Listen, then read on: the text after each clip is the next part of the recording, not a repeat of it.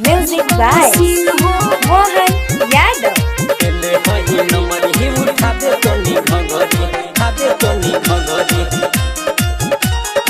चढ़ जवानी बाबानी का मशीन हो, निकल जब रतिया के हो जाला तीन हो। सुना चढ़ जवानी बाबानी का मशीन हो, निकल जब रतिया के हो जाला तीन हो। दूरी बना के रह सटो जानी पजरी। ले हई नंबर ही उठा दे तनी घघरी। ले हई नंबर ही उठा दे तनी घघरी। ले हई नंबर ही रे शर्ट जो न पजरी। Recording by music by Mohan Yadav. Recording studio. ले हई नंबर ही उठा दे तनी घघरी। उठा दे तनी घघरी।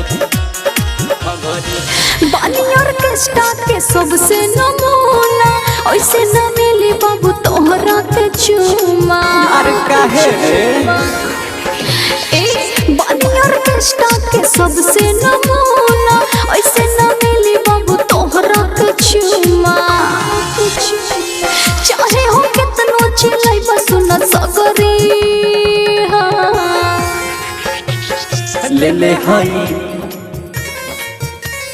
ले हई नंबर ही उठा दे तनी घघरी।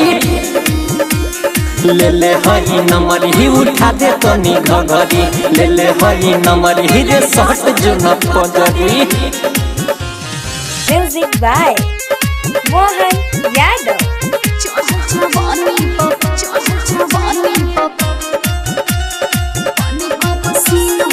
सर्वशिव सागर काहे बनल बड़ा पागा, हमरा हो पीछे इतना काहे बड़ा लागा। अरे पसंद बारू।